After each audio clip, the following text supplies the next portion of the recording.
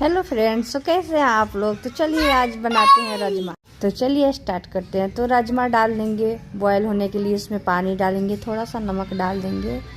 उसके बाद प्याज को चॉप कर लेंगे, 3 मैंने प्याज लिया है।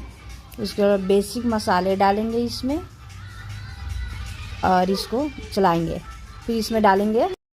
तो ये राजमा गल चुका है, अब डालेंगे इसको मसाले में, इसको भुनाई करेंगे।